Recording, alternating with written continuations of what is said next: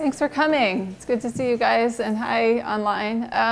So my name's Sarah Telford. I'm the head of the Center for Humanitarian Data here downstairs in The Hague, and we're thrilled to have Dr. Vivienne Ming with us today. We've had several hours of great conversation around how her group that she created, SOCHOS, can support us in predictive analytics and data literacy and all sorts of really great, exciting things. So we're thrilled to have her here. She's a years of experience, neuroscientist, data scientist, entrepreneur, inventor, all around really interesting person. So pressure's on with the introduction, and over to you. And then after the talk, we'll have a bit of a Q&A. So over to you. Okay, terrific. How long am I talking for? As long as you want. As long as I want. All right, I do have a flight to catch back to London. We're also going to discover my talk, Built for Uncertainty. Yeah, okay. So I've done a lot of different things. I gave a TED Talk, and so someone made pictures of all the speakers. They actually painted pictures of all the speakers, and then they shared that with us. So that, I think, is generally a kinder thing for people have to look at that instead of this. But, you know, I started my professional career as a theoretical neuroscientist, and as I often say, if you don't know what a theoretical neuroscientist is, just substitute the word lazy for theoretical, and you probably have a good sense. So we build fake brains on computers and teach them how to do things. So we use machine learning to study the brain, and we study the brain to come up with new ideas in machine learning. And then about 12 years ago, I'm in the Bay Area, so I got the entrepreneurial bug, and I started my first company in education, and then another company, and then I got poached out of that one and became the chief scientist of one of the first companies doing AI in hiring. And then we started a couple of other companies, and then I realized I don't really love running companies. So I started this thing, this sort of weird, crazy idea where we go around the world and we try and help people for free. So I pay for everything, and moms with sick children call us up, and sometimes large organizations call us up and just say, you know, we've got an interesting problem, and we thought maybe you'd have a unique insight into it. And if we think we do, then we show up and we try and help as best we can. It does tend to all involve a lot of machine learning and artificial intelligence, but as I've said a few times today, it's just a tool. No technology will solve your problems for you. So it's actually about understanding the real problem. I get asked to do a lot of judging for pitch competitions, and I hate them. Hate pitch competitions with a passion for a wide variety of reasons, not the least of which is the right team never wins. The only competition I've found I've actually liked, I gave a talk at Oxford Syed Business School recently. They have a problem competition. All the students get together and they study a problem, and then they literally pitch their understanding of the problem. And I thought that was pretty great. So that's what I do now, and I write, and apparently I might make some movies or something. Who knows? We'll see how that all works out. I get to do a bunch of different stuff. So it turns out I don't do anything. Uber asked if I was interested in being their chief scientist. I can geek out about self-driving cars, but I want to build better people. Plus, they're a cultural nightmare. So no, I didn't take the job. And so we study all sorts of things: education, work, inclusion, mental health, and healthcare, the very act of innovation itself. Turns out these are all fascinating things. We're even beginning to explore community and what they call location-based or place-based innovation. What do you do to actually build a thing that kind of makes the world better, including a community? So one of the big areas there right now in everyone's mind is the future of work. And you get all these big questions. Will AIs take over the world is one of them, which is kind of like whether asteroids might hit us. Sure, but it's not actually a problem right now because no one's ever invented an AI that can even think for itself. So there's a lot of misconceptions, good and bad, about AIs. But there's something much more nuanced, which is that many of the things that particularly people like us have built whole careers around the ability to read a spreadsheet and do a risk analysis, to read a contract and find potential loopholes, to read an X-ray for an abnormal mass, are exactly the sorts of things that modern artificial intelligence can do cheaper, faster, and increasingly better than people can do it. So I gave this interview with the Financial Times where they quoted me as saying the professional middle class is about to get blindsided. It turns out building a robot to pick strawberries or drive a car is kind of expensive. Turns out it's a lot more expensive than taking someone with no wage power that just has to take whatever you're willing to pay them. Building a robot to replace them is not really all that economical. The only places where people are doing it in places where they simply don't have enough labor at all in the first place. But people like you, well, not you, because you decided to follow your muse and take a job at OCHA, rather than go to Wall Street or the city or Frankfurt and get paid for your skills. Well, all of those people get paid a huge amount of money, largely to make a lot of very complex, yes, but rote decisions. And all that's going to go away. And it will be quite transformative. So we do a whole bunch of research in this space. I thought for this talk, I'm now recalling, I might do something which I rarely do, which is just like a mad dash through a whole bunch of different spaces that we work to give a sense of the kinds of things we work on. But there are some themes you will find, and one of which is people. There have been future of work reports put out by every major organization. The UN has one. The World Bank has one. The US, the UK, McKinsey, everybody has a policy paper on the future of work. And they're all wrong. And I know it's wildly arrogant of me to say all these incredibly smart, hardworking people are wrong, but it turns out they are. And here's a symptom, rather than the actual cause of them being wrong. Go read the papers. I've read, it feels like every one of them. None of them talk about people. They talk about workers. They talk about skills. None of them talk about people. They treat us like we are endlessly fungible widgets, that whatever the economy demands, we will become. If the economy demands creative labor, then someone who is mining coal will just self-actualize into an artist. And it's just patently ridiculous on its surface. It takes an enormous effort to actually help someone become who they could be. I know because we've worked on a lot of these projects, and yet nobody's working on this. It's all about, oh, you work with spreadsheets? We're going to retrain you so you know how to use SAP. And if that is a long-term solution, 2 years from now, you're going to have to be retrained again, and pretty soon we won't have anything to retrain you. So there are 2 projects represented here. One is I was the chief scientist at the first ever company to do really large-scale AI for hiring. In fact, it was AI for sourcing. We created a database of 122 million people, and we built targeted little AIs. So the core of it was everyone wants to hire someone great, help us find those people. And our tagline was, we take bias out of the hiring process. But I've never had to interview for a job my whole life, so I didn't know what I was doing. When they brought me in as chief scientist, I thought, I'll do what I do for everything. I'm a scientist, I'll read the research. So I read 100 years worth of research about what makes a great employee. And it turns out there is well over 100 years of research. So what do we know is causal about people doing great work? And then we built little AIs to implement a search for those qualities on people's public digital footprint, running through their social media, running through public evidence of their actual work, their blogs, whatever it might be. This is what we built for Guild, and it genuinely worked.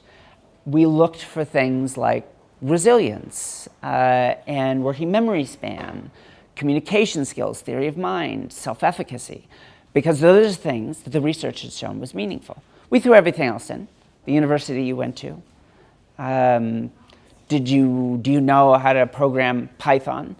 The amazing thing is, a Bachelor of Computer Science from Stanford was only a minor linear predictor of your ability to writing code. It was the system our system said was the best computer science school in the world, and it still was pretty modest, its influence. And something even more strange, your ability to program was not a predictor of the quality of code that you write. But in some sense, it shouldn't be strange, because if you don't know how to program, then you haven't written any code in the first place. So if what we're doing is trying to understand the performance of actual professional engineers, then claiming that you know Python on your resume doesn't tell us anything. Everybody knows Python. Although one interesting thing, if you claim you know C/C++, it's so common, it's actually a drop menu item on LinkedIn. It was a negative predictor of your ability to write in either language. Because if you're a hardcore C coder, that would be kind of like saying, sure, I know Spanish/Portuguese. No one that actually does one or the other would think of them as being the same thing. So sometimes people shared information about themselves, the exact opposite information than what they intended to share. So we built this system, and it genuinely worked, and it laid the foundation of a lot of other work that I will be talking about. But one of the most important ones is that, in combination with a bunch of work I was doing in education on the long-term life outcomes of kids. The things that predicted the long-term life outcomes of kids were the same things we were finding predicted the best work by professionals. What you will notice isn't on there is what university you went to. We checked the variables, just wasn't sufficiently predictive. So everything on this list under meta-learning is measurable. Doesn't mean it's always easy to measure, but it's a well-defined construct in the research literature. Much of it defined by surveys, but some in other methods. It is strongly correlated with, and in many cases demonstrably causally related to, long-term positive outcomes. So what does that mean? I mentioned them earlier today: lifetime wealth and income, walking speed at age 65, social connectedness, educational outcomes, and 7 different biomarkers of health outcomes like insulin sensitivity and central body mass. So essentially, those are things in people that as they increase, you lead a healthier, happier, more impactful life. Now, it turns out a lot of these don't strongly correlate with happiness, but some of them do, and my favorite is in bold under EQ is purpose. So more accurately, this is construct strength of purpose. So you just add the word construct in front of it and pretend like the thing you do in science actually is what goes on in the real world. But it's not purpose. So it's not the purpose that you have, but your strength of purpose. And so what is purpose? Purpose is something that's bigger than you. It's something that will take more than a lifetime to complete. I love my best old saying on this is, the world gets better when old men plant trees. So that's the idea of purpose. Actions people take that they will never recover a direct benefit from. Interesting enough, so I said we build little AIs to look for these qualities. Whoops. Okay. So they build little AIs to look for these qualities. So what is the behavior that is the best predictor or correlate of purpose? And it turns out it's sacrifice. People that make sacrifices, they take actions that they will never recoup the benefits from. And it's interesting because in some sense it's a clear paradox, because I just said people that have a strong sense of purpose have better outcomes. They have better outcomes by making sacrifices. So the irony is people that take steps back end up farther forward. And it takes an enormous amount of courage. It's one of the things that's very common about all of the emotional intelligence constructs, is in some sense, they all involve courage, to believe that this hard work will pay off, to believe that having failed once doesn't mean you'll fail again the next time, or that making a sacrifice will actually pay off meaningfully, if in some sense intangibly, in your lifetime.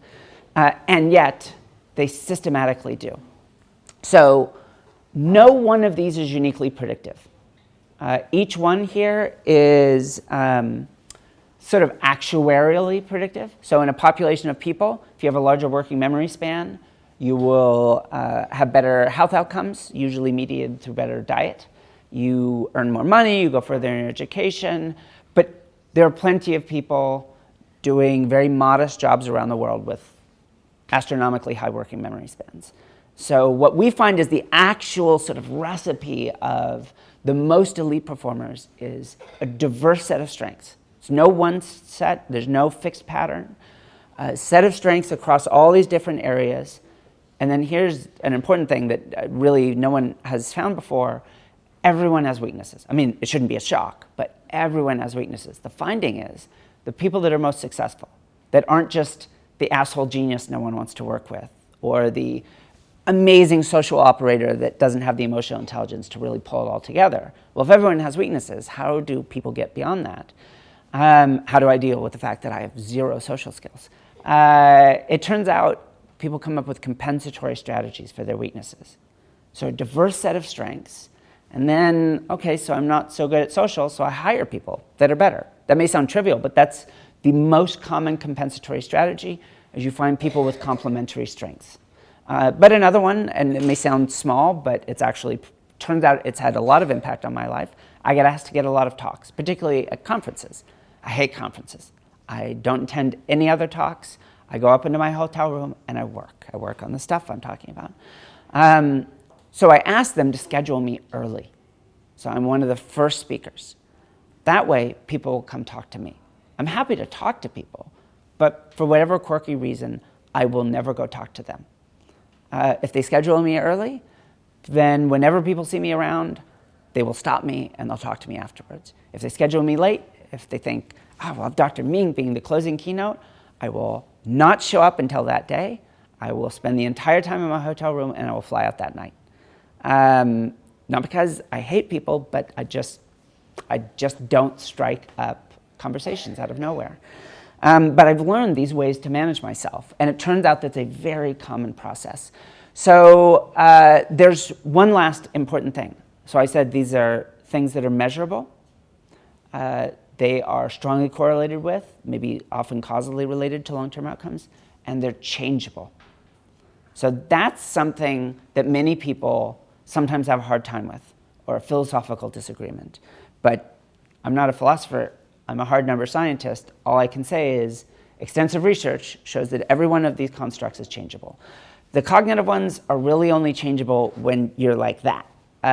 When you're about 5 to 8, I was talking to your neighbor there, but so about up to age 5 to 8, these things are still very malleable. At that point, there's some epigenetic things that go on that make it much more hard to change. And to be clear, what I mean is change relative to everyone. So your general cognitive performance goes up into your 20s, depending on your education level. It turns out education is a causal influence here. Limited education, you max out early 20s, late teens. If you go through extended education, you tend to max out in your later 20s. And then it's the long, slow decline after that. But then you get better at everything else. So you kind of lose your speed, and we compensate. Metacognition, for example, improves all throughout your lifetime. And the two of them basically compensate for each other until the end. We don't really die of old age, we die of cognitive decline, in my opinion. And as I elucidated earlier to some others, I'm always right. So emotional intelligence, social skills, metacognition, which is essentially self-regulation, and a bunch of constructs related to creativity, they're all changeable. An interesting thing for my work in hiring is I very strongly advocate for companies now, when they're doing hiring and promotions, to say, I don't care who someone is. I care who they could be and what it would take to get them there. And then you can make a rational decision about whether you actually have the resources to make that change in your employee. And so we've actually developed something that has a common correlate in the sort of tech and commerce world, which is we call employee lifetime value. It's based on the idea of consumer lifetime value, where we're able to actually make some inferences and predictions about how long someone will be on the job, and they are shockingly accurate. And then given that, we're also able to make inferences about how they'll contribute to the organization they're a part of. So we get a rough estimate of how much they will contribute to the company across their time with the company. And what's neat about that is it actually gives you the opportunity to say, if we invest this much in this person, it gives you the break-even point where you realize the more we invest in an employee, the more they actually are able to contribute back to us. Right now, no one wants to invest in their employees, or it's very limited. If you can actually understand how helping them change actually helps the organization grow, not as an intuition, but it's something that's actually measurable. In fact, not just measurable, but at least notionally predictable, then you can truly do something different in the work. So we get to do all sorts of stuff. We also apply this in education, and I'll come back to it in a moment. We do a little bit of work with Accenture. I shared a portion of this story earlier in some of our meetings, but about 3 years ago, Amazon tried to hire me to be their chief scientist for people. And while I have very quickly turned down all other jobs, the pitch from Amazon was the best pitch anyone has ever given me. In 7 years, we will be a 1 million person company, and your job will be to make their life better. Other people like Uber tried to get me just lots and lots and lots of money. And Netflix, it was just about cool data. This is the only people that actually thought, what would actually get Vivienne to show up here? And they were right, it got me to fly up to Seattle. I very quickly came to understand that Jeff and I had very different definitions of better. So I said to them, if I can make 1 million people's lives better, I'll do it for free. But I'll only do what I think is right. And they turned me down. And it's fundamentally around the belief about whether people can change or not. That's my interpretation, that they just didn't think that that's a truth about the world. And I thought, I get 1 million people and at minimum 2 years of their lives to figure out who they are and help make them better. How could I say no? Why would I need to get paid to make 1 million people's lives better? I don't need the money, so what an amazing opportunity. But they weren't interested. So Helen Shook, who's the head of HR at Accenture, heard me share that story once. And she came to me and said, we're 425,000 people. Is that enough to interest you? Back in the context of this future of work story, a variety of executives there confided that over the next 10 years, it's very possible that companies like theirs will lay off as many as, in their case, 200,000 employees. University educated, that's one of the #1 policy recommendations in all these future of work papers, send everyone to university. But all these people they're going to lay off are university educated. They're all very smart. Most of them know a strong technical skill. That's why they're working at Accenture. They're essentially doing professional wage triage and professional services. A lot of these people are doing accounting work in India, for example.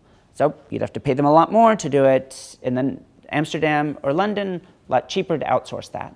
So we went through and we looked at this and realized that the core problem here isn't whether they were, had the latest technology available to them, whether they've been upskilled just correctly.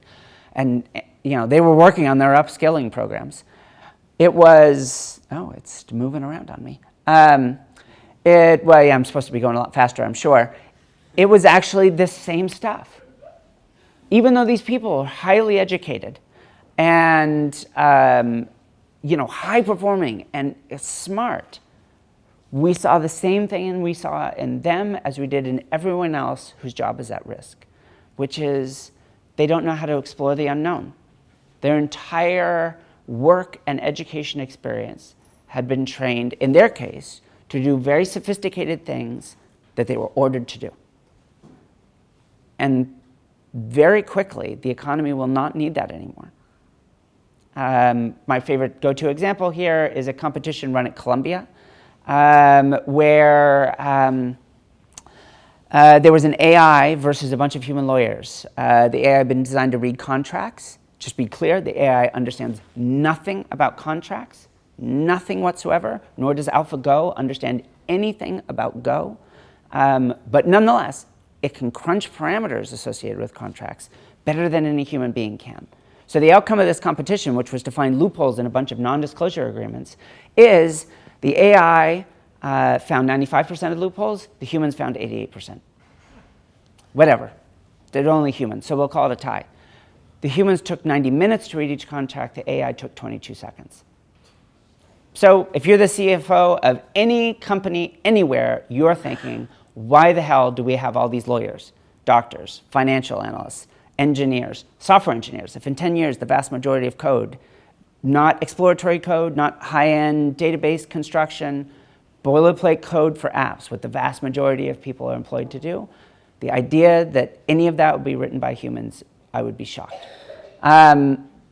So this is the stuff that makes a difference in people's long-term life outcomes. At an individual level, your postal code is a huge predictor of your long-term life outcomes. That's sort of a social justice issue that I think we all need to take seriously. But at an individual level, these are culturally invariant.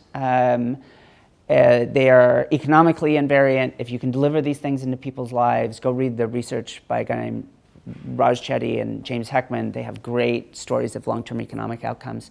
All right, I'm going way too long, so skip this one. You saw a little, you saw a little bit of our work in education. Again, I'm not going to describe it because now I'm way behind schedule, but we took the ideas from this meta-learning idea and we built it in a tool to help parents and caregivers, godparents and grandparents and foster parents with their kids. So every night it asks a single question, and every night it delivers a single personalized activity for the parent to do with that specific child. What are the activities meant to do? They're meant to change those meta-learning constructs. In other words, they're meant to change the kid's long-term life outcomes. They're very small, little nudge-based interventions, but as the aforementioned James Heckman found in a study doing something like this in Jamaica 25 years ago, when those kids grew up, 20 years later, they earned 40% more than their at-risk peers from the slums of Kingston.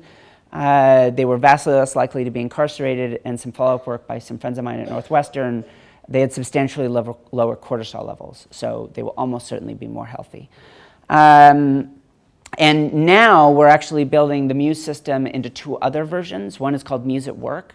Can we take all the variables of work and turn it into growth, just by the very nature of doing a job, having designed it correctly, so that, for example, the nature of the project matches your sense of purpose.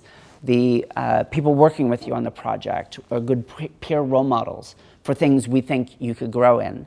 The mentorship that's available, the internal and external training that's available. We don't add anything new into the system. We just take it as it exists and use these principles in a closed-loop AI-driven system to try and turn work itself into growth. And we're building a last version called Muse at 20 for young adults to kind of figure out how to launch their lives. Because I kind of summarize it as, how do you have the courage to be the person you know you're supposed to be when you realize knowing it doesn't make it happen? Listening to everyone, but telling your parents you're going to do the thing you believe in, telling your boss that they're wrong, all that sort of stuff. So it's really neat, and it uses the same principles, but some slightly different technology. That's right, it's over here. There we go, a bunch of, innovation. Well, some of these are health, and some of them are neat, and I won't describe them in detail, but we built a system to predict bipolar episodes in manic depressives. So all they have to do is carry their phone around with them. They don't have to do anything. It's entirely passive.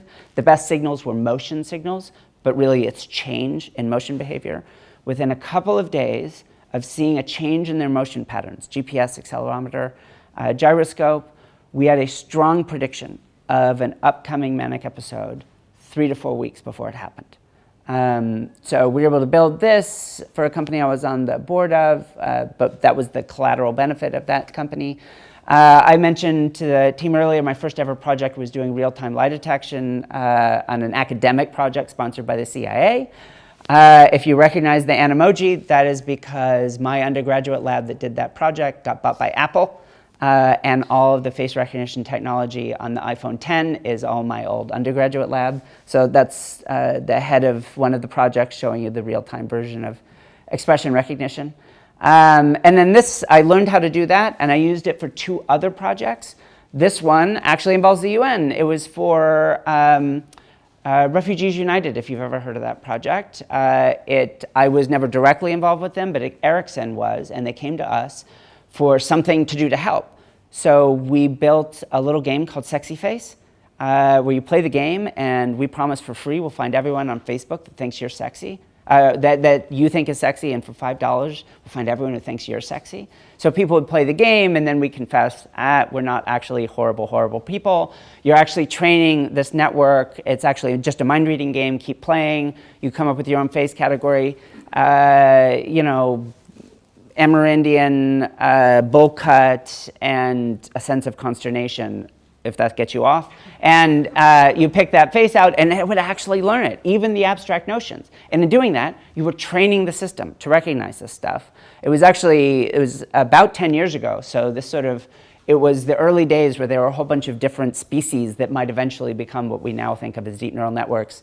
This species line died out, but it was still a multi-layer network. And we actually used it for the system to try and reunite orphan refugees with extended family members. So we took the prototype, trained up, we built it into a tablet, you gave it the pictures from a book with 1 million photographs of orphans in it, and then, if you're in Damascus and you haven't heard from your sister's families in weeks and you're fearing the worst, you go to Jordan to the camp, and they give you the tablet, and you pick out the kids that look like your niece, and we found that within about 3 or 5 minutes, if she's in a camp anywhere in the world, you found her. So it's cool to be able to take research from the CIA and do something I really believe in. The last bit that I really believe in is that we also built it into a system of Google Glass, so we could read people's facial expressions in real time, and we did it for autistic children.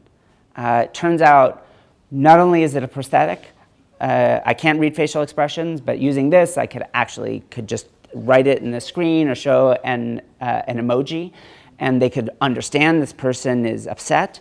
But in fact, when they did it, they actually learned to read facial expressions even better than the standard, which is cartoon faces on flashcards, because it turns out doing it during actual social interactions improves things. But the coolest was the unexpected effect, which is when they learned how to read facial expressions in social interactions, they also learned empathy, which had been treated as an independent deficit in people with autism spectrum. But it turned out, if you can't understand expressions in social interactions, if you're learning them from flashcards that don't have a reason to be happy or sad, you never learn a theory of mind about why people become happy or sad. So it actually improved their education and empathy. I'm going way too fast, but we do a whole bunch of different work. I have a book coming out one is called How to Robot-Proof Your Kids, about my work in the future of work. Another is the tax on being different. So I'm out of time, but we were able to actually, that term, the tax on being different, comes from a project I did where we were able to actually economically quantify the difference of being named Joe versus Jose in the United States. And it turns out we could end up doing it for anyone. So you're a black woman on Wall Street. How much does that cost you versus being the gold standard white male on Wall Street? And it's a big number. So there are a couple of numbers there. For example, to be named Jose instead of Joe costs about $750,000 in terms of additional education you have to attain, longer work history, just to get the same probability of promotion for the same quality of work. And it can get bigger than that, particularly when combinatorics kind of get involved and intersectionality.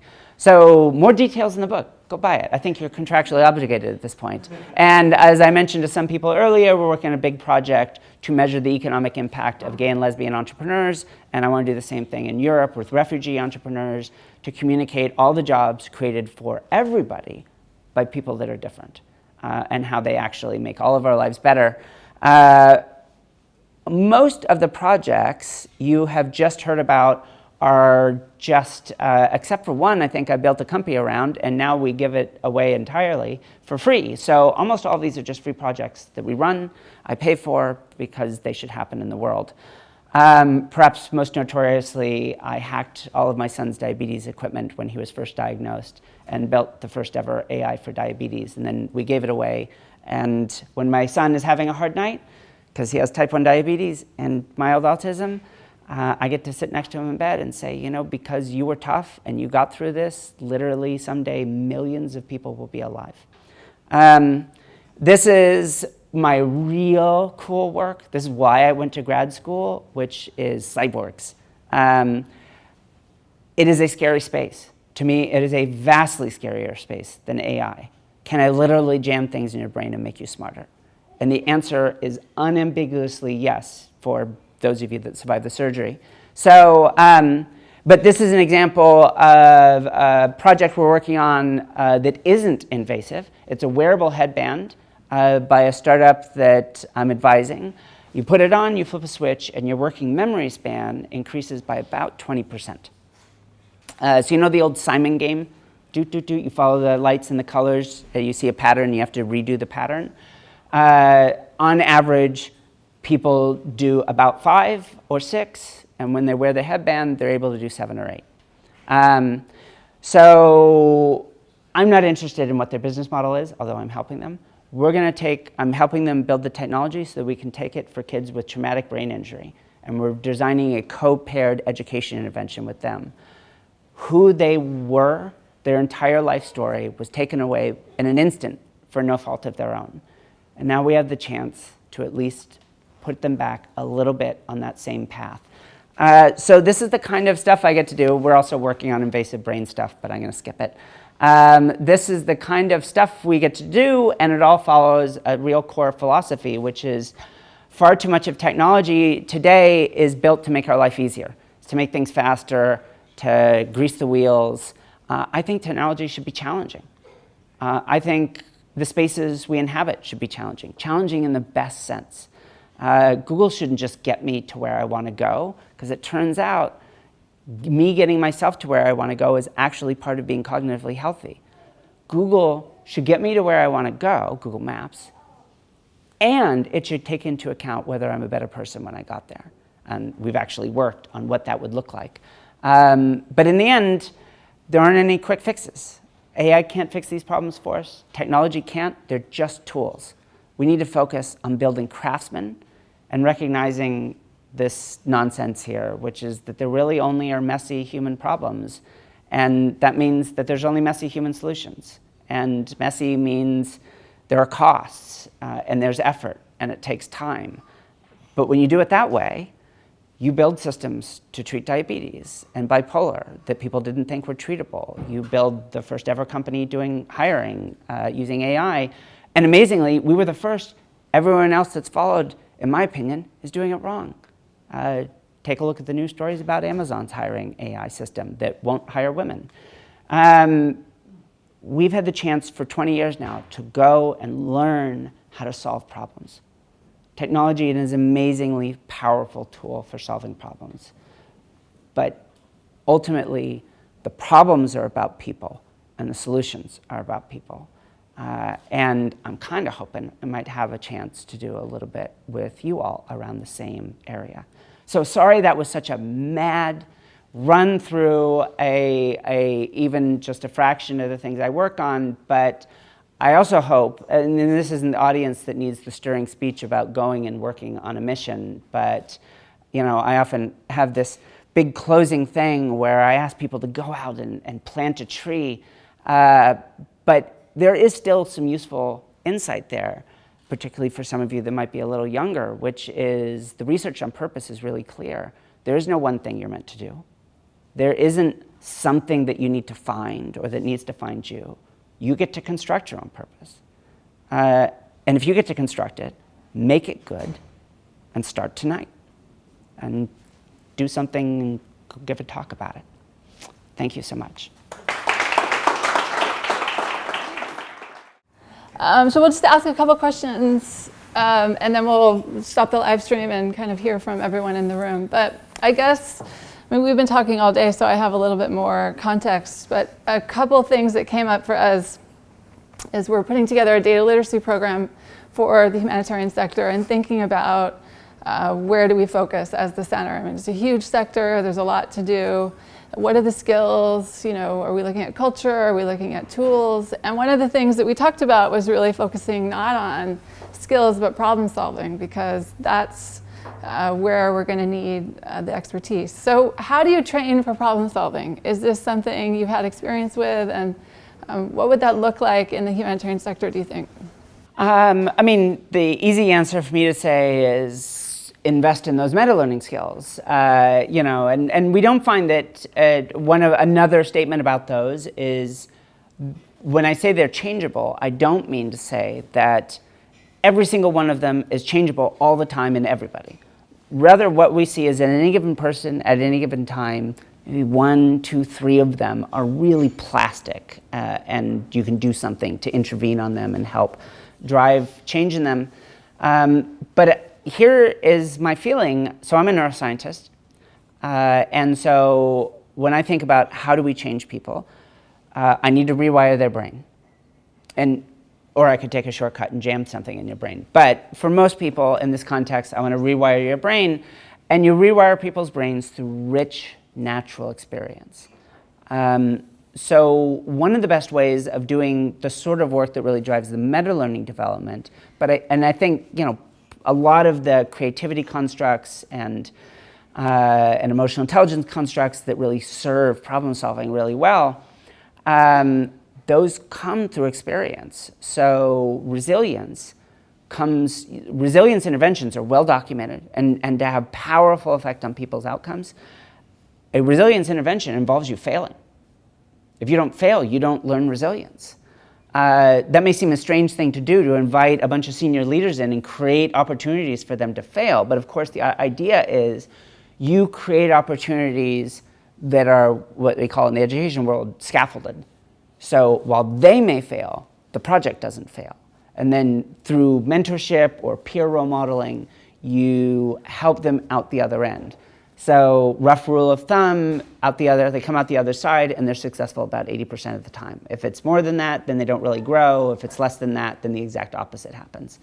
So when you think about these sorts of things and how do you develop these qualities in people, I really strongly think, how do we engineer experiences? There is a construct that was on there that I didn't go into because it's a little wonky, but belief-based utility. It's a behavioral economics version of the concept of utility. One way of putting it is the belief that your hard work will pay off. Most people, for example, with medical data, turns out a lot of people, most people, will not seek medical information about themselves, even though in a rational sense, you will always be better knowing more medical data about yourself than less. And yet people will actively not seek it. They'll pay not to learn things about themselves, which seems irrational unless you take into account their beliefs about being able to do something about that data. So you see strong correlations between their economic situation. Maybe they feel like, what am I going to learn? I have cancer. I can't pay for anything regarding, we're talking America here, but maybe it's around their efficacy as a student. So I have a kind of an interesting life story, which is that I flunked out of school and was homeless for a long time. And people are often surprised to hear that because a decade later, I went back and was superlatively successful. So I was the same person at the same school, nominally studying the same thing, or maybe nominally the same person, but it was completely different. Well, in a funny way, the first time around, I both lacked a sense of purpose, but also nothing good would come out of doing any of the work. I could not get myself to engage, and we see it again and again. Why do high-performing students that get scholarships to go to elite universities, but coming from traditionally underrepresented backgrounds, don't take those scholarships at vastly higher rates than their sort of traditional student peers? Why do young women on executive tracks inside big companies choose to leave their work and raise families or not work overtime when their male peers are? And often these are just traded as like magical choices. Like the whole investigation ends there. Women choose differently than men. Implicitly, isn't that economists saying women are irrational? That doesn't, no. So no, if you're young, what we did was we took this construct, belief-based utility, and we got all this data. I built a little AI, and it crawled through the websites. Trust me, it's related. It crawls through the websites of 60,000 companies and collected a bunch of variables that we suspected were related to wage gap. But I had a strong hypothesis. The number one variable that predicted variance in wage gap came from an analysis of the faces of the leadership team, the board and the C-suite. The number of women in those pictures was directly proportional to wage gap. And so the more women, the lower the wage gap. And when a woman entered an executive business role, CEO, CFO, in the year afterwards, wage gap dropped regardless of policy change. So in other words, women entered these roles, were working incredibly hard. It wasn't like they forgot they had a uterus. They worked incredibly hard, and then they looked up and thought, why am I working so hard? This is never going to pay off. And then they have all these other choices they can make in their life, one of which almost every woman will be celebrated for. So they choose that. But at other companies, almost identical women choose to stay in, or they choose to raise their family while working. I'm not saying one is right and one is wrong, but thinking that they're different just because women are magical, as opposed to, no, they're different because they have different beliefs about how that hard work will pay off. If I were to tackle this problem, one of the main things I'd look at is how do we engineer experiences that make some of the leadership and management believe that they will reap benefits from using these tools, engaging with groups like yours. And part of that is real experiences of their and your hard work actually paying off. So the other day I was reading that in the future, so we have some young guests in the audience, I think they're 5 and 6. We have young children as well, and that in the future they'll only work 3 days a week, or they won't be working as much as we are. And somebody's science fiction book. It's not true. Well, one is in the humanitarian sector, I think what I was thinking, what will the sector look like in 20 or 30 years? What will be automated? It's kind of easy to think with Amazon in a factory that you can start to automate that. Yeah. But in industries where it's about people working together, it seems like it's more resilient to sort of automation. So a simple rule of thumb in thinking about what might be automated is ignore what you think of as complexity. Turns out picking a strawberry is harder than analyzing a legal contract. As demonstrated by the fact that there are AIs that can analyze legal contracts today, and it turns out picking strawberries is still a challenging task. Effectively picking them, not squashing them, picking them when they're ripe, not damaging the plant while you're doing it. It turns out it's really hard to do. Driving a car is really hard to do. Analyzing an X-ray is not that hard to do. So the real question is, when you're thinking about what will get automated, the humanitarian work is a little bit specialized, and you'll see why in a moment. Think about what is a common, relatively high volume, economically valuable task. Not a job, a task, like reading a contract. We pay lawyers an enormous amount globally to bill by the quarter hour reading contracts. If I can do an AI that will find all the loopholes for me, that will cost essentially nothing by comparison, there are 1,000 startups doing that specific task. There are 1,000 startups, even more, doing medical work. There are a bunch in engineering. Every one of these rote but highly trained human skills. And then some we don't even think of as expert skills, like face recognition. So think how your jobs might be transformed if every phone could do face recognition and processing and expression recognition just as well as you could. Think about if every phone could do an analysis of a potentially cancerous mole just as well as any dermatologist could do it. You don't have to worry about better. Even 80% as well as a dermatologist could do it, because it costs virtually nothing. So the net productivity is still huge.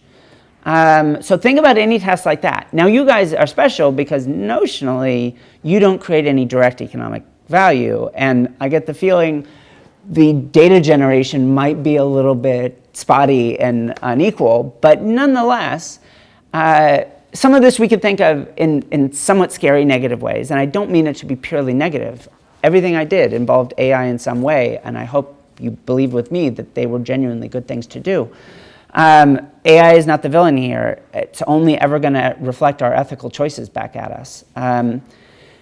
But in this particular case, if you want to think positively about it as a tool, and by this I mean the specifics of what AI is today, these immensely powerful correlation engines, then think about all of those choke points where you could solve a problem if you could only get an expert there to do a simple judgment that any expert in their field could do. Now you could deliver that anywhere, virtually for free, as long as there's a phone, and often even just a dumb phone. The dumb phone can't run the model, but it could do the image capture maybe, or textual question back and forth. We built the Muse system for parents, is able to run entirely via SMS, even though there's a lot of fancy AI behind the scenes. All we need is someone that can actually read on the other end, and even there with some of our joint partners, they supply the reading for the families that we interact with. So think a lot about that and as a first pass, but then the bigger pass are bigger issues. Imagine AIs in a slightly more ambitious case that could go through and analyze large-scale data, and some of this is things we talked about earlier, but thinking about what's possible 5 years from now. We might take a page from some AIs that are being built for corporate governance.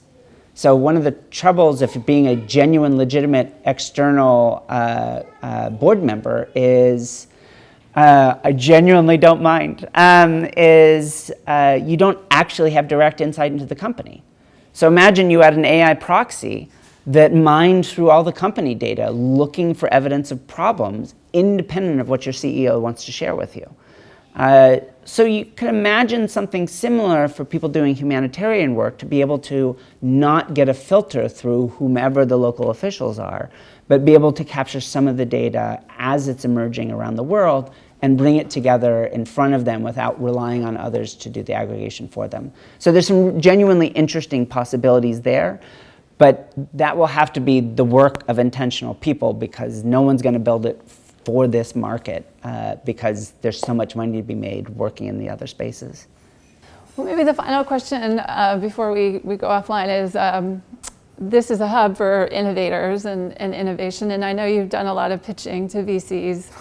And is there any algorithm that's been created that predicts whether certain companies or innovations will be more successful? And I'm sure that these groups have those, but what for this audience, what are the things that we should be thinking about so that the work we're doing is successful? Sure.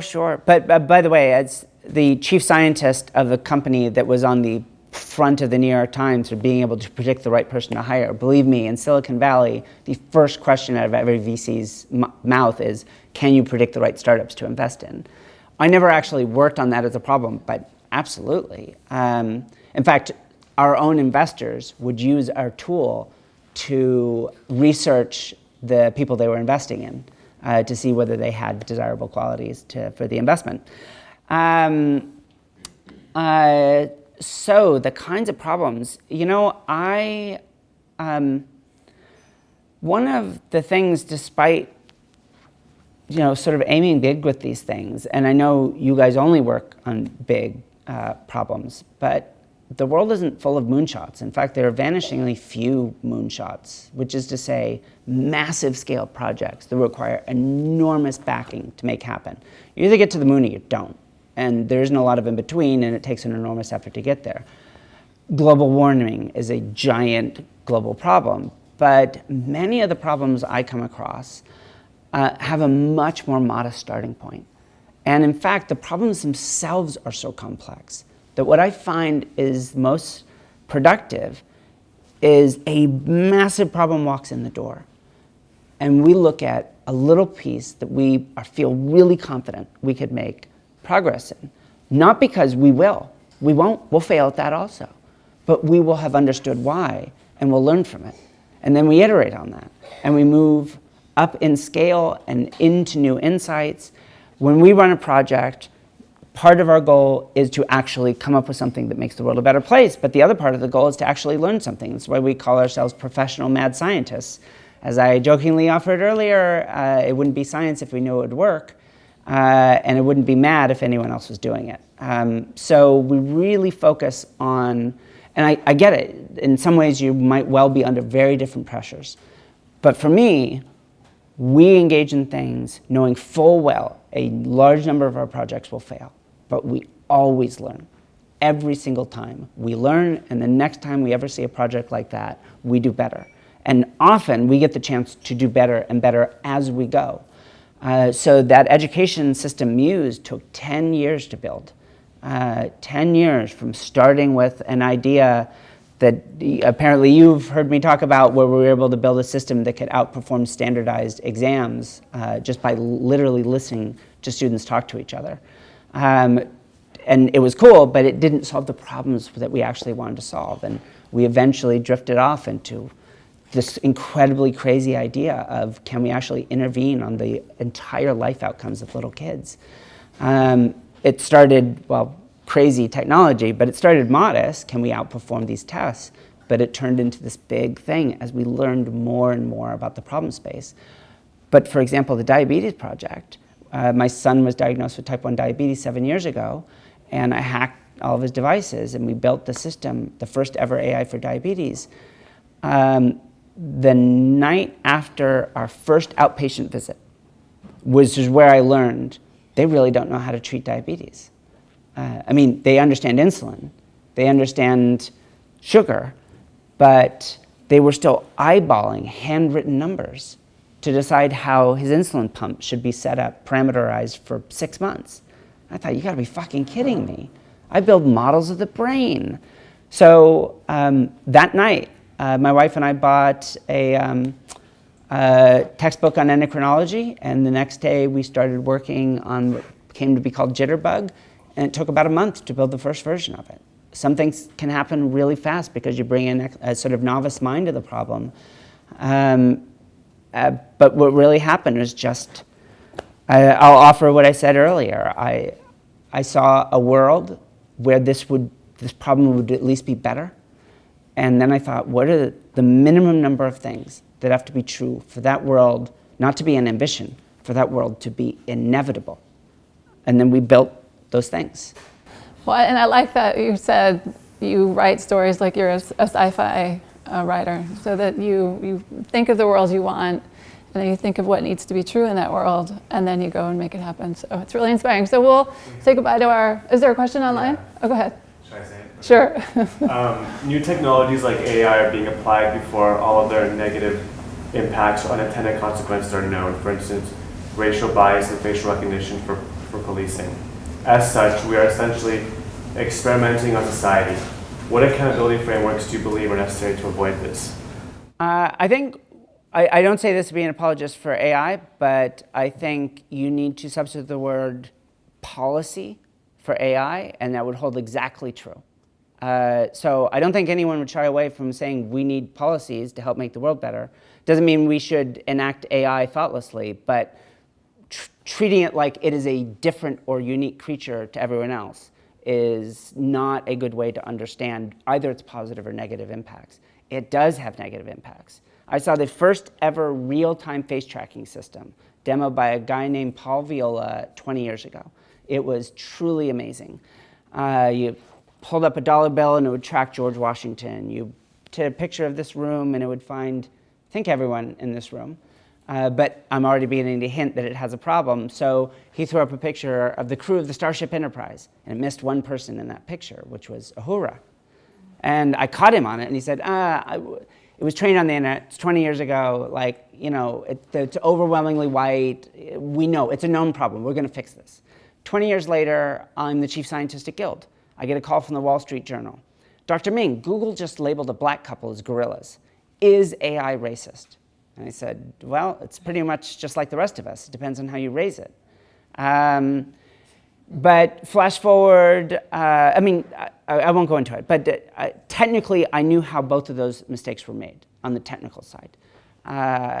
flash forward to probably what was just referred to as a report came out early this year, showing that basically all product face recognition systems, Amazon's and everyone else's, is really good if you're a white male, okay if you're a dark-skinned male or a white female, and not ready for production if you're a dark-skinned female. And yet these very systems are being used to monitor borders, they're being used for policing, they're being used, some companies are trying to sell them for hiring. That is crazy. The problem as I see it in this case, I mean, there's a few flippant things I can say. One is that the people building these things are, generally speaking, not worried that their family is going to get labeled as gorillas. So it's just not a very salient problem for them to solve. Also, they've never been trained to solve problems. They have spent their entire very brief academic careers learning how to tune metaparameters in deep neural networks. They were given a data set. They trained an algorithm to predict faces off that data set. They don't know anything. They're not thinking about consequences. And the idea that we could run an ethics class at a computer science school and then suddenly all of these CS students will build ethical AI is ridiculous. Instead, we need people that actually know how to solve problems. What is this thing supposed to do? Is it supposed to map a fixed data set into a set of pre-specified outcomes? Because they did that perfectly. Or is it supposed to decide who should get into the country? So I have a personal interaction with this. I have every special pass you can get in the United States to go through customs and security at airports as fast as you can. And one of the reasons I do that is because 12 years ago I went through gender transition. And if I go through a full body scanner, I get flagged every single time. There's nothing there for them to flag. Turns out it's just my hip ratio. And there's nothing I can do about that. So literally every time I go through an airport in the United States, if I don't get into the pre-check line, some TSA agent feels me up, which is a real drag. They're not that cute. So believe me, I get it. One of the things we did at Guild, and we don't have time to get into this, is one of the reasons I'm proud of what we built in terms of building an AI system to take bias out of hiring is we built a system not to predict who Amazon or Facebook should hire. That's what my board wanted me to do. That's what Amazon did, even though I told them it would fail. And in every one of those cases, they fail. They're biased. They're even more biased than the recruiters. In our case, we built a bunch of little AIs to look for the factors that we knew were causally related to being good on the job and had no relationship to gender or race or cultural identity. So like resilience is a great example. We'd look for behavioral evidence of resilience. It turns out that's predictive of positive outcomes in everyone's life. The problem with why facial recognition and so many other things have been misused is people don't understand how to solve problems. All they understand how to do is build the technology they were asked to build. And we desperately need to change that. I'm not saying that fixes everything about doing ethical AI. There are a bunch of my algorithms being used in Western China for face recognition in ways that I profoundly disagree with. And I don't have control over how those algorithms get used. I invented them and they were published. But it still leaves us, at least with us, and the understanding that it's the decisions we make that ultimately matter. And in that sense, I think it is entirely fair, and I think legally fair, to say that if you hire biased using an algorithm, it doesn't matter whether you knew it was biased or not, it doesn't matter whether you understood how the algorithm worked or not, you are culpable because you didn't know how it worked. And if you didn't know how it worked, then you made a terrible decision that had a huge negative consequence on people. And this happens again and again. My wife and I are writing an op-ed about the legal case around Harvard, the lawsuit with Harvard and their admissions policies. If you're not familiar with it, we could talk about it later, but it involves Asians versus everyone else. And we have some really nuanced things to say about it, but there is genuine, clear evidence of bias, but not the kind of bias either side is talking about. It turns out Harvard's more likely to admit you if you fit an Asian stereotype. So they weren't, there's no evidence we could see that they were actively keeping people out or that they weren't. Rather, you are more likely to be admitted, particularly if you're male, if you fit the stereotype of being bookish and sort of, this is a terrible way to put it, but low personality. It's just because they had a personality score, so low personality, compared to a white student. So the actual people that lost out in this system were Asian American and broader males that were more well-rounded, but were treated because they didn't fit the stereotype, they weren't admitted. There was genuine evidence of bias, but it's not the kind anyone was actually looking at, because they're all so obsessed with their side winning, they're not actually looking at the core of the problem. Great question. So we'll say goodbye online, and then I think, oh, is there another question? Okay. Is that okay? And then we'll open it up here. Go ahead. Can you predict the best implementing partner for a donor or a project on refugees? Would this ever be possible, and how would this help predict project cycles? I'm happy to donate, but I probably don't have. Are we able to predict the right partners and donors for example, refugee programs? But I probably can't donate on the scale that we're really talking about. So I think there's interesting work to be done there. It would be sort of trivializing the process to say, yes, absolutely, we can do that. That's kind of one of the big problems with the AI world right now, is it's full of a bunch of people that just sort of pop off and say, AI can fix everything.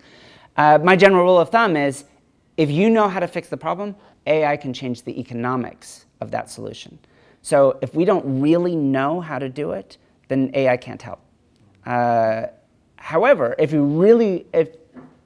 we could go in and really study that problem and figure out a solution, and then if it turned out it was worthwhile, build an AI to help, I mean, that is the approach to take. And it's the right way to think about these things, is we have to get out of this idea of, you know, if only there's enough data, AI will solve our problems. It never, ever works that way. Blockchain. Oh, God. Blockchain is the worst technology ever. You're all terrible people if you disagree with me. There's so many things wrong with blockchain. So many things. So let's open it up to the folks in the room. Just maybe I'll repeat. Go ahead. Two questions. So the first question about the craftsmanship, because I agree with you that a lot of problem is because of human. We need to fix human and improve human craftsmanship. But if a lot of things that AIs do better, so how can we improve it? What is like the future form of craftsmanship should be? So this gets a little bit nuanced. So I said, you know, you got to understand the problem, and the AIs won't discover it. But of course, they do discover things. Like AlphaGo crunches massive parameter spaces that a human never would. An even better example is another game-based one, OpenAI 5. So OpenAI 5 is kind of cool because it's 5 independent AIs trained by the OpenAI nonprofit to play Halo together. So they form a team that then goes out and plays against humans. And the interesting insight here is every day that the OpenAI 5 team trains is the equivalent of 125 years of human gameplay. So one of the interesting things when you study things like AlphaGo and OpenAI 5 is, for one thing, they don't need to keep training just to keep their skills up. They aren't like that with respect to humans. Once they learn to execute a certain plan, that the utility of that plan is good, that's just what they do. They don't lose their edge in a sense. So what do they do with hundreds and hundreds of years of gameplay time? They explore all of the strategies a human being would never do. So one of the interesting things about them is they often find, less so in Go, which has explicit fixed rules, but in games like Halo, they find all the bugs, all of the hacks and loopholes that a human would never do because it violates, you know, the notion of the game, the physics of the game. But it turns out if you go 5 times this way and then once that way, the other guy blows up for no good reason. It figures that out because it has hundreds of years just to try out random shit like that. One of the constructs that was up here, I gave a TED talk about called endogenous motivation. Turns out it was a strong predictor of what people do. And essentially, the title of that talk tells a story. It's the paradox of incentive insensitivity. The people that perform the best are the ones that are the least sensitive to the incentives of the system, even in sales. In fact, that's where we found it. Salespeople that did the highest sales volume at their companies were the ones that exhibited the least sensitivity to the bonuses and seemed to care the least about firings. A true paradox in the most incentivized job in the world, and our AI analysis found it. But that was because we had well articulated a problem. We mined through looking for behaviors that, in this case, we were looking for a variety of behavioral correlates of the other constructs we were looking at. We knew that all these things were interesting. It was surfacing all these high-quality salespeople. And we noticed this weird behavior that all these high-quality salespeople had in common. So it genuinely helped us solve the problem. But it was because it helped us discover something new. But it was because we had well articulated a problem in that space. So when you think about their ability to outperform a human in reading a contract, not just on time, but in actual performance, what I'm getting at in terms of if we don't understand the solution, it won't figure it out for us, is our ability to well articulate what the problem is and what it should be trying to find a solution to.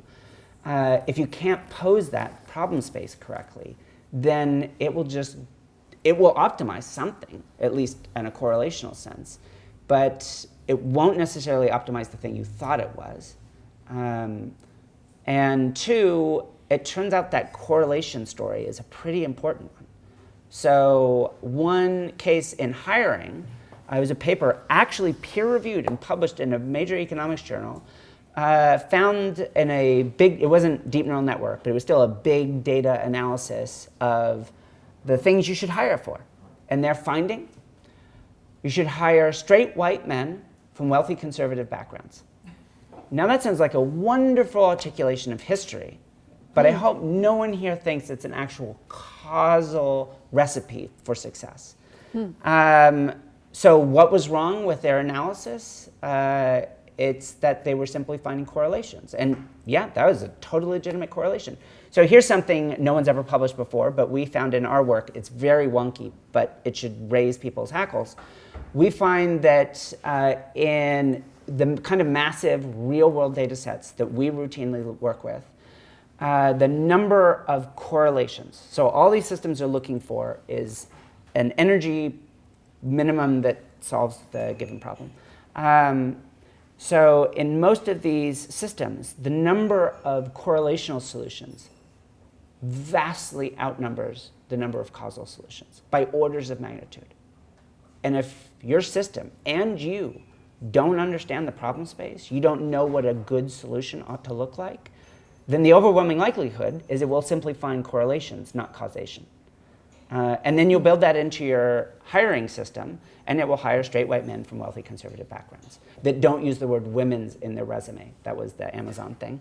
And it doesn't matter. You can go massage the data sets. My very, very strong feeling for you wonks that know a lot about data is if your model produces wrong answers given the real world data, then the data's not wrong, your model's wrong. Your model needs to be dealing with the real world. And if it can't, fix the model. And if you can't do that, then go back to scratch and start with your understanding of the problem again. And the second question? All right, I'll try and keep this one quick, because I'm so good at that. Quick, because I want to ask more of the people who behind the AI. How many of them do you think actually care about using the skills and the expertise into doing something good? Because like you say, a lot of people are concerned about having a good wage and not really doing what they believe in. So how many people actually like you who... Gosh, you think this is a quick answer, but it isn't. Understand something of the history, particularly of data science, not just machine learning. There's a lot of, in the machine learning world, this is a lot of people that until a few years ago, this was just an academic thing. It's a really cool academic thing. You study artificial intelligence.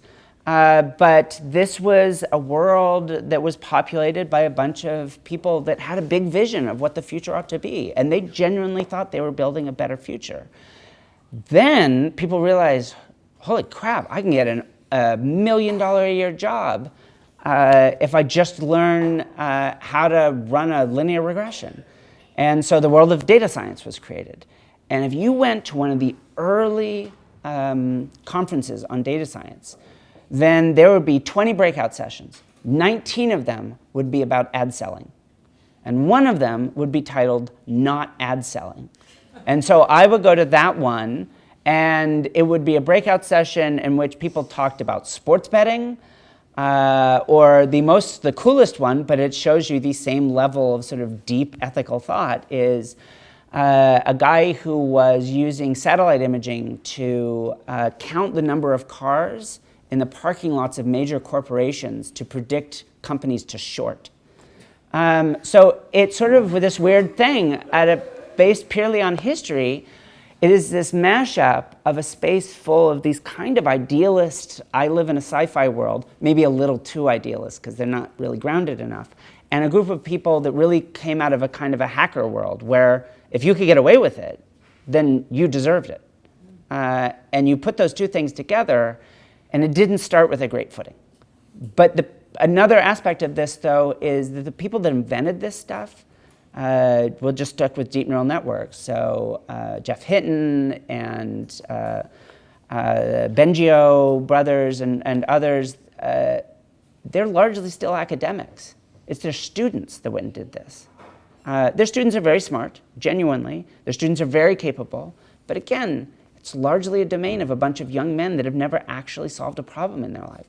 This has begun to change. Many other women are entering the field. People from other backgrounds are entering the field.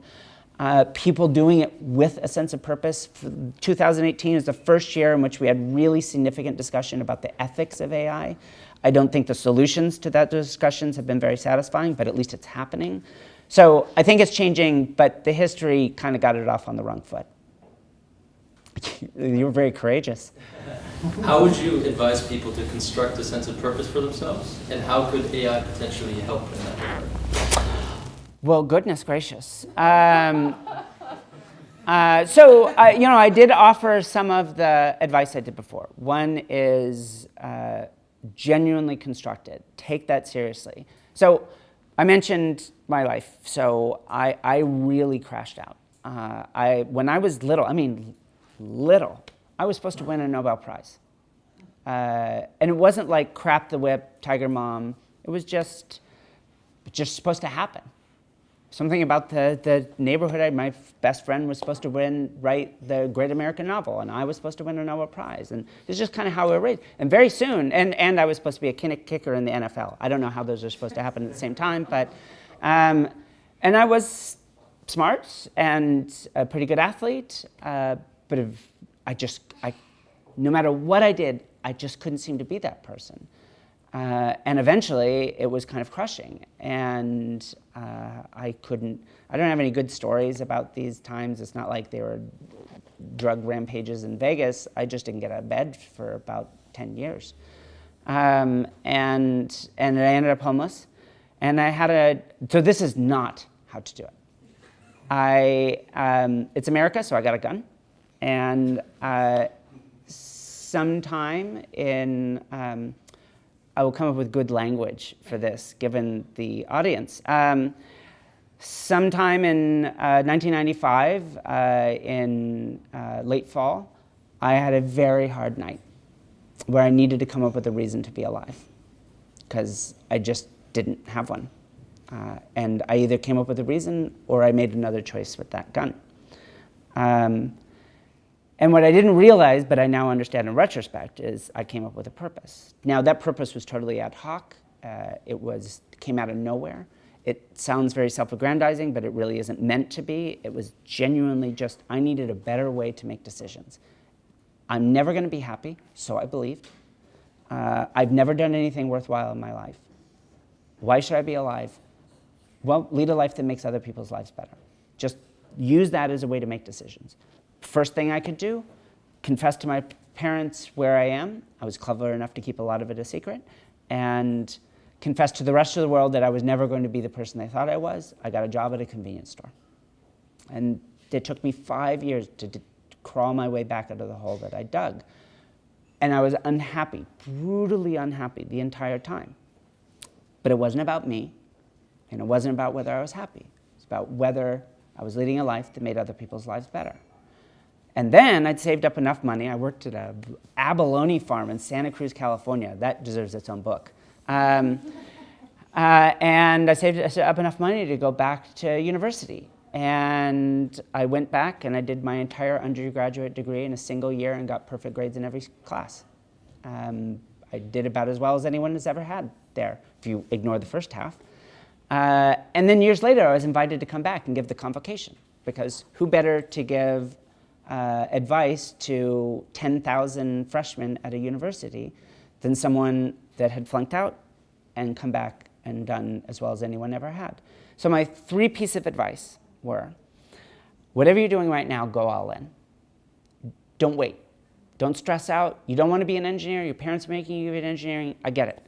Right now, you're an engineer. Be the best engineer in the world you can be. Don't worry about the professors. The cool thing about engineering is the math. Take that math and go do something with it you truly believe in. But be the best engineer you can be. Rule number 2, I already said, construct your own purpose. Don't wait around for something. This is the guide star that carries you through. And then rule number 3, and I will again modify my language. They weren't happy with it back then either. But They're gone. Oh, no, they're back there. Let's put it this way. Lead many lives. Set an end date on the one you already have. So you don't want to be an engineer? Great. Be the best you can be. And in 5 years, you're going to reincarnate as the journalist you wanted to be. And you'll see the world differently than all the other journalists, because you'll see it through the eyes of an engineer. Set an end date for that too.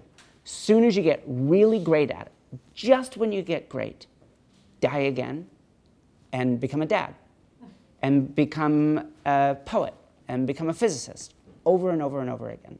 I've done this my entire life. Every time, I do better. And that's your goal. The guide star of your purpose is the thing that keeps, and it can change a little bit over time as well. There's no right answer to your purpose, just that you are committed to it. And it's the thing that takes you across all those lifetimes, and your job with each one is to do it better. So there was this great, if anyone here is nerdy enough, there's this great webcomic called Saturday Morning Breakfast Cereal. Anybody? Yep. Oh, good. Never be alone with him. So, I like to think of it sort of as dirty jokes for physicists, in a sense. But every now and then he writes a very philosophical strip, and this is one of my favorites. In fact, I liked it so much I wrote him, and I said, is it okay if I use this strip in some of my talks when I give free talks to university students? And his single word response to me was, badass, which I took to be a legally binding contract. So it goes by the title Many Lives, and it starts this way. It takes, this is true, one day you'll be dead. This is false, you only live once. It takes about 7 years to master something. Truth is, the science is more complex than that, but the spirit of that is correct. Therefore, starting at age 11, if you live to be 88, you have 11 opportunities to become truly great at something. These are your lifetimes. And there's a bunch of panels of people that don't get it. Oh, I always knew I was meant to do spreadsheets my whole life. And then a whole bunch of panels of this little stick figure just going through. First study poetry, write poetry, and then study physics, and then build a hover bike. What I actually love is the little in-between panel. This is a stick figure dreaming to itself. 2 years till I die. I wonder what I'm going to do next. Because that is me all the time. I'm a little manic because I'm trying to make up of wasting 15 years of my life. There's deeper things to be told about that story, but if you're curious, we could chat later. And so I'm really kind of driven to do this because, as it turns out, I'm left with the thought that if I'd started earlier, how many more people would be alive? And it's a hard thought, but it's one that I find very motivating. So it ends with this very simple statement. These are your lifetimes. use them. And it turns out the people that find something that's bigger than themselves, it could be spiritual. For me, it's very grounded and humanist. They are the ones that use them the best. And the wonderful part of the story is that they're the ones that get the most gifts back. You just can't do it for the gifts. That's the paradox.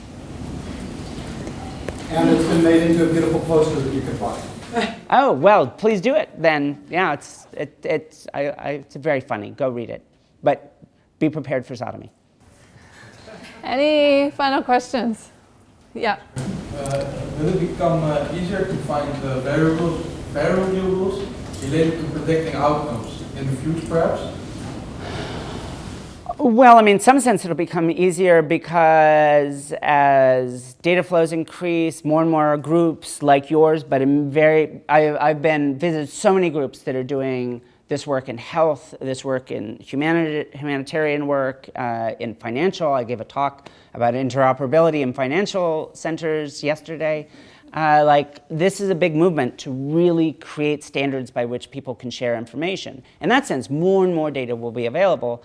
Then you add in, and this is actually a useful understanding here, then you add in what people now call the Internet of Things. So right now, the Internet of Things is better described as the platform of things. And that platform is owned by a very small number of organizations. So really, my phone doesn't talk to the smart lights and the smart thermostat. All of them talk to Apple or Google or Baidu or whomever. And if any third-party thing is running on top of it, it's also talking to them. I hope we do something better. I hope we can come up with a way for these devices to talk directly with one another, which will require something vastly better than blockchain to run the economy behind. And if we did that, imagine every one of these devices building information. I wrote an op-ed for Nature about a scientific Internet of Things, where every experiment everywhere was part of an integrated system that shared data in real time. So if you guys were collecting data for a humanitarian mission outside Khartoum, that same data would be available to a climate change scientist in Michigan, or to someone doing migration studies in Zurich or anywhere in the world. And yeah, there needs to be standards. There's so many things to be worked out about this sort of stuff. But the potential for dramatic increases in data flows is certainly there. And I'm one of those people that, while recognizing the scariness of big, messy, unstructured, unclean data sets, I love those things. Give me the real world. It's my job to make sense of it. As soon as we in the machine learning world start insisting on being given perfect data, we become useless to you. So don't let us get away with it. Create data and insist that we make meaning with what's actually there. Any final questions? Yes. I heard you talk briefly about AI and the fear of AI. Do you think it's a hype, the fear, or should we not be afraid? So, I mean, there's different kinds of fears. I think fear of autonomous weapons is entirely legitimate. I think fears of badly implemented AI that's supposed to make life better but doesn't is entirely legitimate. Fears of authoritarian tech, not just AI. That's one market that will be a boom market in the next several years. That's a legitimate fear. Fear that AI will wake up and take over the world, that could be true someday. I don't have any theoretical reason to believe what's called artificial general intelligence can't happen. I think it can, but no one has invented anything remotely like it, and no existing technology will become it simply because we add more processors or more data. Deep neural networks simply do not work that way. Now, one of the interesting sort of side notions there is one of the areas I work in, and many are doing a lot of cutting edge work, is building AI, extending the idea of a deep neural network, but incorporating other forms of AI to build systems that ask why and learn how and the causal structure of the world.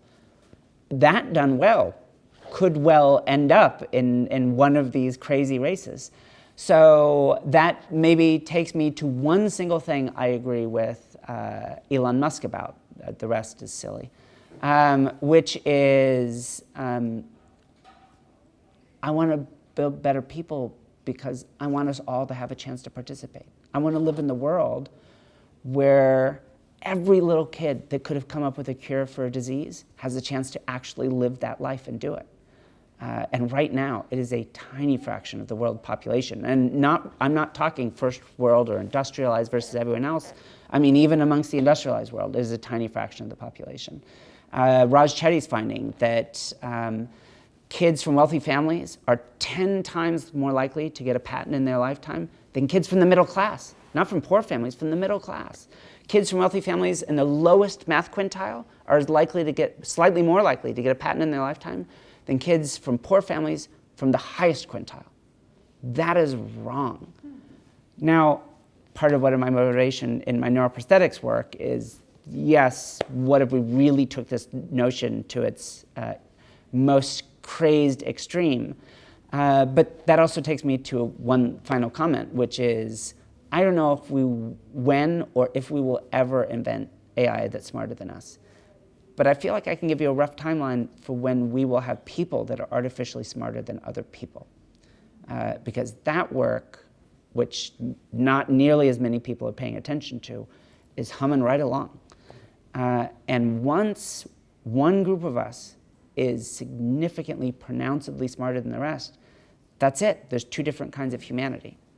And it will never go back. And so for me, the big question is, if these things get invented and broadly distributed, then for whom? Is it a human right, like a vaccine? Or is it a Sweet 16 gift from wealthy parents? Or What's the timeline? Roughly speaking, I mean, already we have evidence of implants that will dramatically improve people's emotional life, their intelligence. I just told you about one, and we'd improve if it was chronic implant. Chronic is one of the things. So we know the kind of things to do. So what would it take to make these chronic and ubiquitous? What would it take to make them safe enough that they could be used regularly by large numbers of people? It's mainly, those aren't details, those are crucial, but it's that sort of stuff. To be perfectly frank, given enough experimental subjects, we could get someone that could walk down the street and imagine up an email and send it off. Or augment these other aspects. So roughly speaking, 20, 30 years. It could be a little longer, could actually be a little shorter, but. The higher intelligence goes hand in hand with better moral choices made, hopefully. Well, one of the interesting things, I mean, again, this is another area where people immediately, you think people with implants, so it's the Borg, and they're emotionless and they're going to take over the world. Okay, that's one way to think about it. And again, in the spirit of, let's actually make a rational decision about something in terms of its costs and its benefits. And it could be that our decision is we just can't touch this thing. And I'm okay with that. My job is to understand what's possible, not to decide it for everyone else. But you know, it doesn't have to be that way. Not only can we, but we can develop implants that improve emotion regulation or make your own emotional states more transparent to you so you can be clear about why you made decisions without taking them away. Even some really sort of freaky, interesting stuff that are more like, what would that even mean? Like wiring up certain parts of your brain, like we can do this in frogs, but imagine we're doing this with an implant now in a human being, taking parts of your orbital prefrontal cortex that are involved in emotion, high-level emotion, not low-level emotion, or your insular cortex, which is strongly involved in just your gut feelings about the world and things like this, and wiring them into your visual cortex. So you could literally see your own emotional states about the world as you look around. It would be kind of fascinating. And so I'm just saying it to be provocative about rethink what this means. And it's not necessarily just about making a bunch of emotionless robots. Whoever we are, that could be augmented. To me, the ultimate fundamental question is, for whom? And the issue of lying, right? That you can. Oh yeah. Well, we know that if you there's some cool and incredibly terrifying studies showing that you stimulate certain parts of the brain, right under there. It's not easy to stimulate this area, but it's doable. Stimulation not so similar, so dissimilar, but very different area than our working memory stimulation. We can induce honesty. So the experiment is you have people play these gambling games, but they track the results themselves. And then they self-report them. So everybody lies, so that they get a little extra money. And then unbeknownst to them, so they always are wearing the stimulator, and it's always on, but it stimulates, it gives what's called a sham stimulation. So you never know, am I getting the real treatment or not? During the real treatment, people earn less money. The best possible interpretation of that is they're being more honest about the actual scores that they got. Fascinating. So thank you so much. I've really enjoyed, I was telling you, I've listened to all of these talks that you've given, and you're just an amazing mind, and we're so lucky to have the day with you. I have to say the funniest anecdote that you told that will stay with me forever in one of your talks is Dame Stephanie Shirley. Oh my God, please tell the story. Okay, so again, just as a matter of context, it wasn't always me. And I transitioned while I had a lab at Stanford and Berkeley. By the way, first day I ever showed up in my lab, last day anyone ever asked me a math question. It's very nice that people embraced me for who I wanted to be, but not a thrilling embrace. Literally my own students stopped asking me math questions when I became Vivienne. So the first company that I raised money for, we went out to raise money. I already mentioned it's hard. It's hard raising money as an entrepreneur. It's a genuinely hard job. And we go around, and it was brutal getting anyone to invest in us. They loved the technology, but nobody wanted to invest in me as the executive. So finally, we get to my first ever partner vote. In the years since, I've raised a lot of money, but this is the first time we're ever getting a room, and there's 5 partners, relatively small firm. And if any of you have ever been here before, it's brutal by design. So just brutal question. Whew, got through it. Eviscerating question. Mean-spirited question. Like, what the hell did I ever do to you question. And then the final guy simply says to me, you should be so proud of what you've done. And then literally later, as we're leaving the room, he actually pats me on the head as I'm leaving. So if any male entrepreneurs in the room, if there happen to be, just ask yourself whether you've ever been patted on the head by your venture capitalists. If you think that's just a weird thing that happened to Vivienne, so 6 years later, I'm watching this TED Talk by Dame Stephanie Shirley titled, "Why Do All Ambitious Women Have Flat Heads?" I highly recommend the talk, and I'm about to ruin it for you. The punchline, as you can probably also already figured out, comes about halfway through. She says, from all the times men pat you on the head and tell you you should be so proud. Which is exactly what that motherfucker said to me. And at the time, literally in the moment of it happening, I thought, well, geez, at least one person's on our side. He was the one guy that voted against funding us. So yeah, it was Interesting. I just love the visual of a successful woman with a flat head. Yeah. By the way, just to have a positive side to it, Yeah. one of my very first days as me, I was out walking around, and it was in Berkeley, and there's this woman had a baby, like a rugby ball under her arm, and like a grocery bag, and was trying to kick open an umbrella stroller, and just, it's not happening. So I'm like, I feel like a gorilla in a tutu. It's just how you feel. I was not. I looked like I had advanced cancer or something because I'd lost a ton of weight. But I walk up to her and I say, can I help, unsaid, open the umbrella? And she says, oh, thank you. She gives me the baby and turns and opens up. And I don't know how the women think. Strange men do not get given free babies. That just never happens. And I was just like, holy free babies. It was like there was an old, for any Americans in the room, there's an old Eddie Murphy skit from Saturday Night Live, White Like Me, where he goes out in whiteface, and he goes to the bank, and the bank just gives him money. Don't worry, you don't have to pay it back if you don't want to. And wherever there's not a black person, it's a party. And it just felt like, God, when there's no guys around, it's a party. You give like free babies. No one will ask you math questions anymore, but hey. So it's been awesome. It was a great, life was too easy. I needed to do it on an advanced level, backwards and heels. I like the backwards and heels. That's really great. Well, thank you so much. It's been a great day. We appreciate it. Thanks.